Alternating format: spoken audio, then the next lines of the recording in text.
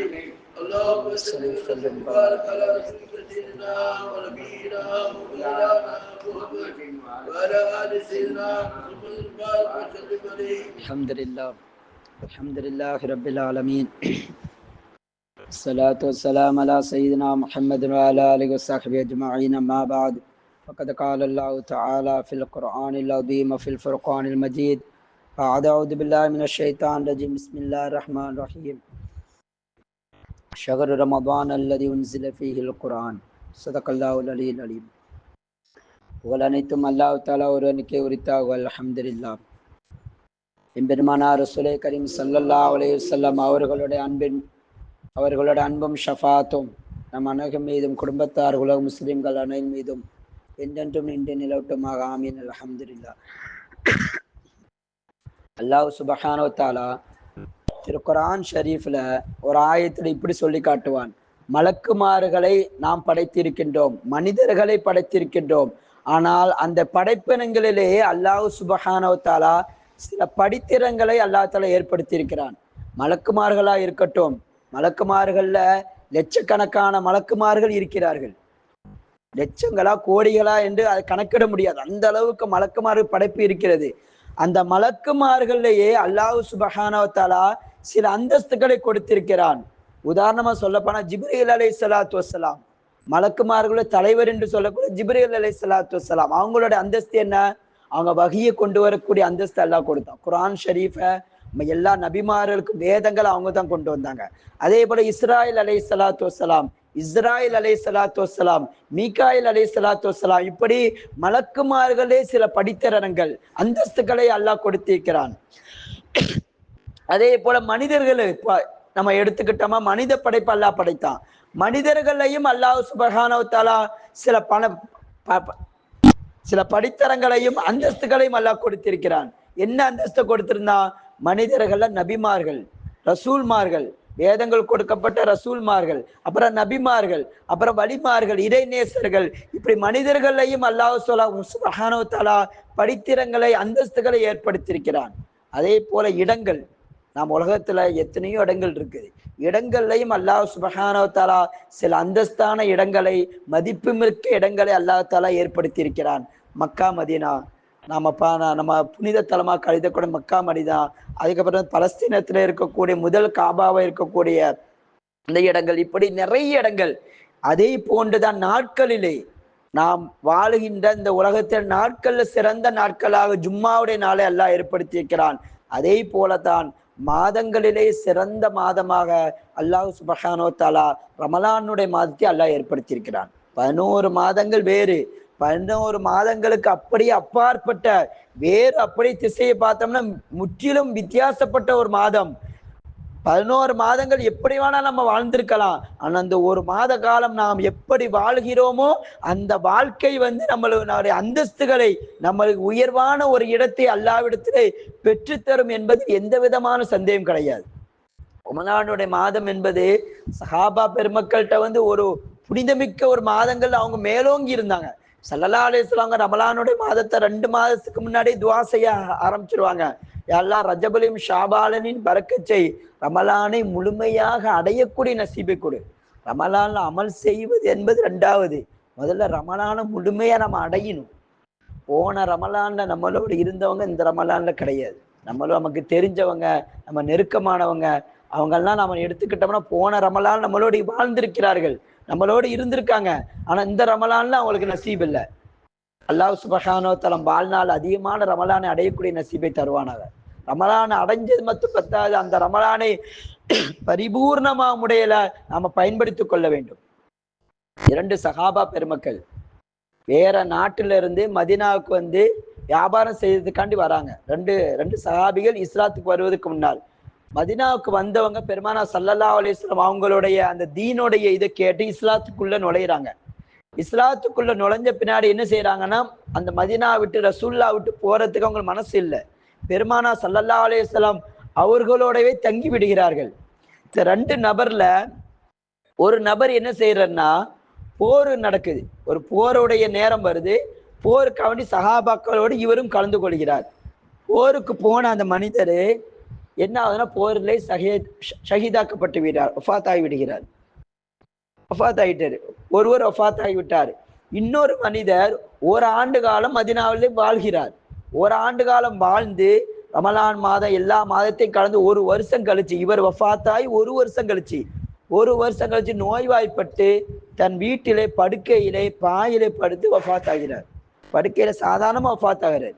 அப்போ இந்த 2 பேருக்கு மத்தியில இன்னொரு சஹாபி ஒருவர் என்ன செய்யற, கனவு காணுகிறார். கனவுல 2 மனிதருமே பார்க்கிறார். பார்க்கும்போது 2 மனிதர்ல ஒரு வருஷம் கழிச்சு பாயில இருந்து சாதாரண முறையில வஃபாத்தான அந்த மனிதர் முதல்ல சொர்க்கத்துக்கு போறாராம். ஒரு வருடத்துக்கு முன்னால் ஷஹீதாக்கப்பட்டவர், போரிலே ஷஹீதாக்கப்பட்டவர். ஷஹீதோட அந்தஸ்து என்பது மிகப்பெரிய ஒரு மௌத்து. அல்லாஹ்விடத்திலே அந்த மிகப்பெரிய ஒரு அந்தஸ்தை தேடிக்கொள்ளக்கூடிய மரணங்களே சிறந்த மரணம் ஷஹீதோடைய மரணம். அப்ப அந்த ஷஹீதான மனிதர் 2வதாக சொர்க்கத்திலே நுழைகிறார். இதை கனவுல ஒரு சஹாபி பார்க்கிறார். பார்த்துட்டு அவர் என்ன விட இதுக்கு என்ன அர்த்தம் தெரியல. பெரிய பெரிய சஹாபாக்கள் தான் கேட்கிறாங்க, யாருக்கு அப்படியெல்லாம் இருக்காது, ஷஹீதுடைய தான் முதலிலே நுழைந்திருப்பார். சஹாபாக்கள் மத்தியில் பேசிக் கொள்கிறார்கள், தீர்வே கிடைக்கல.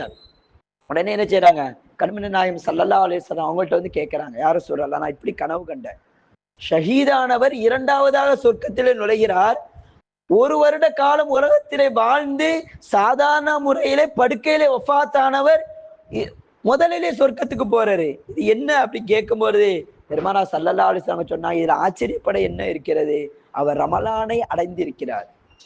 சொன்ன வார்த்தை என்ன அடைந்திருக்கிறார், ரமலானை முழுமையாக அடைந்திருக்கிறார். ஒரு வருஷ கால உலகத்துல வாழ்ந்து ஷஹீதுடைய அந்தஸ்தை விட ஒரு மிகப்பெரிய ஒரு அந்தஸ்தை பெற்றுத்தரக்கூடிய ஒரு மாதமாக ரமலானுடைய மாதம் இருந்து கொண்டிருக்கிறது.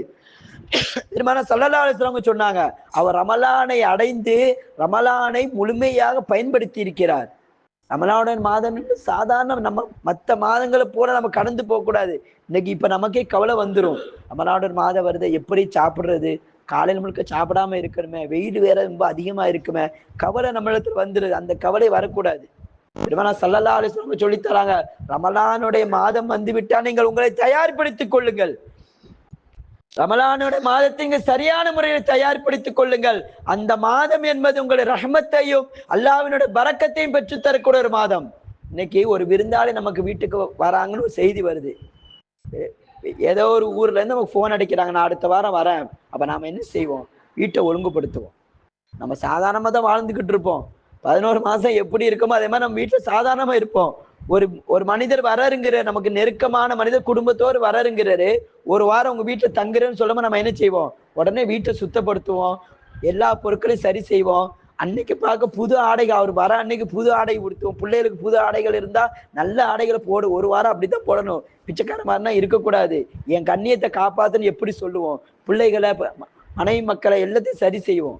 அப்படித்தானே, சரி செஞ்சு கொண்டு சரியா பயன்படுத்தி அவர் வந்தவரை உபசரிச்சு அவருக்கு தேவையான உணவுகளை கொடுத்து ஒரு வாரம் அவரை நாம அனுப்பிச்சு வைப்போம். ஆனா இந்த உலகத்துல விருந்தாளின்னு ஒருத்தர் வீட்டுக்கு வந்தா, அவர் வந்தா நமக்கு செலவு தான். அப்படித்தானே, வந்தா செலவு தான், அவருக்கு உண்டான உபசரிப்பு எல்லாமே செலவு தான். அதே போலத்தான் அல்லாஹ்வினுடைய விருந்தாளி, இதுக்கு மேல அதிகமா சொல்ல போனா அல்லாவே நம்ம வீட்டுக்கு வருகிறான். ரமலான் மாதம் நம்ம வீட்டுக்கு வரல, அல்லாவே நம்ம வீட்டுக்கு வருகிறான் என்று மார்க்கம் சொல்லி தருகிறது. அப்ப அல்லாஹ் விருந்தாளியா நம்ம வீட்டுக்கு வரவன் நம்மள மாதிரி நம்ம வீட்டுக்கு வந்த விருந்தாளி மாதிரி செலவு பண்ணிட்டு போறது இல்ல. அவன் என்னத்தை கொண்டு போறான் தெரியுமா, நம்மளோட பாவத்தை புள்ள எடுத்துட்டு போறான். 11 மாசம் நீ என்ன பாவம் செஞ்சியோ அந்த பாவத்தை புள்ள நம்மள்ட்ட இருந்து புடுங்கிட்டு போறான். நம்ம காசை புடுங்கிட்டு போகல, என்னத்தை புடுங்கிட்டு போற, ரமலானோட மாதம் நம்மளோட பாவத்தை புள்ள நம்மள்ட்ட இருந்து எடுத்துட்டு போகுது. வந்த விருந்தாலும் ஒண்ணுமே இல்லாம ஒண்ணும் தராம போயிடுவான். ஆனா ரமலானோட மாதம் என்பது நம் வீட்டிலே பரக்கத்தையும் ரஹ்மத்தையும் நிம்மதியும் நமக்கு விட்டு செல்கிறது. பெருமானா ஸல்லல்லாஹு அலைஹி வஸல்லம் சொன்னாங்க, ரமலானோட மாதம் வந்து விட்டால் உங்க வீட்டுல பரக்கத்தும் ரஹ்மத்தும் நிம்மதியும் அல்லாஹ் தந்து விடுகிறான். அதனால அந்த மாதத்தை நீங்க சரியான முறையில பயன்படுத்திக் கொள்ளுங்கள். இல்லை என்று சொன்னால் நீங்கள் இந்த உலகத்துல உங்களை போல நஷ்டவாளி யாரும் கிடையாது. பெருமானா ஸல்லல்லாஹு அலைஹி வஸல்லம் சொல்லி தந்தாங்கள் அல்லவா, ரமலானுடைய மாதத்தை முழுமையாக ஒரு மனிதர் அடைந்து பாவங்கள் மன்னிக்கப்படாமல் ரமலான் அவனை விட்டு சென்று விட்டதுன்னு சொன்னால் அவனை போல நஷ்டவாளி, அவன் நாசமா போட்டு எந்த அளவுக்கு பெருமானா ஸல்லல்லாஹு அலைஹி வஸல்லம் சபித்து விட்டார்கள். அது ரொம்ப மோசமான ஒரு மனிதனுடைய செயல். ரமலானுடைய மாதத்தை சரியான முறையில் பயன்படுத்திக் கொள்ள வேண்டும். ரமலானுடைய மாதத்தை நம்ம என்னங்க செய்ய போறோம்? அதிகபட்சம் நம்ம என்ன செய்ய போறோம்? மற்ற மாதங்களை விட இந்த மாதத்தை நம்ம என்ன செய்ய போறோம்? சாப்பிடாம நோன்பு வைக்க போறோம், அவ்வளவுதான். 5 நேர தொழுகைய ரமலான் மாதத்தை நாம செய்யக்கூடிய 4 விஷயத்தை கடைபிடிச்ச போதும் ரமலானை நாம சரியாக அடைந்து விட்டதாக மார்க்கம் நமக்கு சொல்லி தருகின்றது. 4 விஷயம்தான். ஒண்ணு என்னன்னா, காலையில இருந்து இரவுக்குள்ள குர்ஆன் ஷரீஃப் அதிகமா ஓதணும். குர்ஆன் ஷரீஃப் அதிகமா ஓதணும், அவ்வளவுதான். வேற ஒன்று. மற்ற மாதங்களை விட ரமலான மாதத்தில் குர்ஆனை அதிகமாக தொடர்பை ஏற்படுத்திக் கொள்ள வேண்டும். இரண்டாவதாக நோன்பு வைக்க வேண்டும். நோன்பை எந்த காரணத்தை கொண்டு நம்ம விட்டுறக்கூடாது. மார்க்கம் சொல்லி தருகிற சலுகைகளை தவிர மற்ற எந்த காரணமும் இருக்கக்கூடாது. தேவையில்லாத சின்ன சின்ன காரணங்களுக்காக நோன்பை விடக்கூடாது. மூன்றாவது தொழுகையை பேணுதலாக தொழுகை. மற்ற மாதங்கள் 5 நேர தொழுகையை நாம பொடுபோக்குத்தனமாக ஜமாத்து விடுகிறோம். ஆனா ரமலானுடைய மாதம் என்பது 1க்கு 70 மடங்கள்ல பல மடங்குகள் நன்மையை பெற்றுத்தரக்கூடிய மாதம். அப்ப ஜமாத்து தொழுகையை நம்ம சரியா பயன்படுத்திக் கொள்ள வேண்டும். இரவு தொழுகையும் நாம் சரியா பயன்படுத்திக் கொள்ளும். 4வது நாம வருமானத்துக்கு ஏற்ப சதக்காக்களை நாம் செய்ய வேண்டும். தான தர்மங்களை நாம என்ன சம்பாதிக்கிறோமோ அதுல இருந்து கொஞ்சத்தை நம்ம என்ன செய்யணும்? ஏழை மக்களுக்கு நாம கொடுக்கணும். இதுதான் ரமலான், வேற ஒண்ணுமே கிடையாது. இந்த நாளை நாம சரியாக செய்தோம் என்று சொன்னால் முழுமையாக ரமலானை நாம் அடைந்த பாக்கியத்தை அல்லாஹ் தந்து விடுவான். அல்லாஹ் தஆலா அப்படிப்பட்ட நசீபை தந்தல் புரிவானாக. அப்ப ரமலானுடைய மாதம் நம்ம தேடி வருகிறது. இந்த மாதத்தை நீங்கள் சரியாக பயன்படுத்திக் கொள்ளுங்கள். இல்லை என்று சொன்னால் இந்த உலகத்துல உங்களை போன்ற மோசமானவர்கள் யாரும் இல்லை என்று பெருமானார் ஸல்லல்லாஹு அலைஹி வஸல்லம் சொல்லி தந்தாங்க. சஹாபாக்கள்கிட்ட ரமலானுடைய மாதம் வந்துட்டா அவங்க அதிகமா அமல் செய்யறதுக்கு உண்டான வேலைகளை செய்ய ஆரம்பிச்சிருவாங்களாம். 2 மாசத்துக்கு முன்னாடி தயாராகிடுவாங்க. தங்களுடைய விவசாயமா இருக்கட்டும், தொழிலா இருக்கட்டும், எந்த தொழிலா இருந்தாலும் ரமலான் மாதத்துல எந்த பாதிப்பும் வராம 1 மாசத்துக்கு முன்னாடி அந்த தொழிலை அதிகமா செய்ய ஆரம்பிச்சிருவாங்க. தன்னை பொருளாதாரத்தை சேர்த்து வைக்க ஆரம்பிச்சிருவாங்களாம். அந்த 1 மாத காலமும் முழுமையாக அல்லாஹ்வை வணங்குவதை தவிர வேற எந்த வேலையும் பார்க்க மாட்டாங்க. இபாதத்துகளை தன் வாழ்க்கை கழித்தவர்கள் சஹாபா பெருமக்கள், இறைநேசர்களும். அதுதான் ஒரு மனிதனுடைய உயர்வு எங்க இருக்குன்னு சொன்னா, மாதத்தை ரமலானை அடைந்து அந்த மாதத்தை சரியான முறையில பயன்படுத்தி கொண்டால் அவனுடைய உயர்வை அல்லாஹ் தஆலா ரமலானுக்கு கூலி என்னங்க? ரமலானுக்கு கூலி என்ன? ஒரு வக்து தொழுதா இவ்வளவு நன்மைன்னு இருக்கு, சதக்கா கொடுத்தா இவ்வளவு நன்மைன்னு இருக்கு, ஹஜ் செய்தா பாவத்தை புள்ள மன்னிச்சிருவேன், ஒரு குழந்தை போல ஆயிடுவான் அப்படிங்கிறலாம் சொல்லப்பட்டிருக்கு. நோம்புக்கு என்ன கூலி? அல்ல இவ்வளவு தரேன் அவ்வளவு தரேன்னா சொல்றான். என்ன சொல்ல வரான்? நானே கூலிங்கிறான். முதலாளியே நமக்கு வரங்கிறான். சம்பளம் எவ்வளோன்னு பேசிட்டு நாம போடுறது வேற வேலை. தொழுகைக்கு இவ்வளவு கூலின்னு இருக்கு. கூலி அவ்வளவு. முதலாளியே இப்ப நான் உனக்கு அடிமைன்னு சொல்லிட்டு என்ன ஆகும்? நம்ம வேலை பார்க்குற இடத்துல எப்பா உனக்கு என்னப்பா வேணும், நான் என்ன கேட்டாலும் தரம்பா அப்படின்னு சொல்லிட்டா என்ன ஆகும்? அதே மாதிரி அல்லாஹ் என்ன சொல்றான்? உனக்கு கூலினா அப்படிங்கிறான். அல்லாஹ் நம்மிடத்திலே வந்து விட்டான் என்று சொன்னால் இந்த உலகத்துல யாராலும் நம்ம அசைக்க முடியாது. அப்படிப்பட்ட ஒரு பொக்கிஷம் நம்ம கையில வந்துகிட்டு இருக்குது. சில நாட்கள்ல அந்த மாதம் நம்மை நெருங்கி கொண்டிருக்கிறது. எல்லா மாதத்தை போல ரமலான் கடந்து போகும், அதுக்காண்டி நிக்காது. அது எல்லா மாதத்தையும் போல ரமலான் கடந்து போகும். அது இப்புள்ள காலத்துல ரொம்ப வேகமா போகுது. பெருமானார் ஸல்லல்லாஹு அலைஹி வஸல்லம் சொன்னாங்கல்ல, அவ்வளவு கியாமத்துடைய நாளில் ஒரு மாதம் என்பது ஒரு நாளை போல கடந்து போகும். ஒரு வருடம் என்பது ஒரு வாரம் மாதங்களை போல கடந்து போகும். அப்ப இன்னைக்கு அப்படித்தான் இருக்கு. போன ரமலானை இப்பதான் அடைஞ்ச மாதிரி இருக்குது.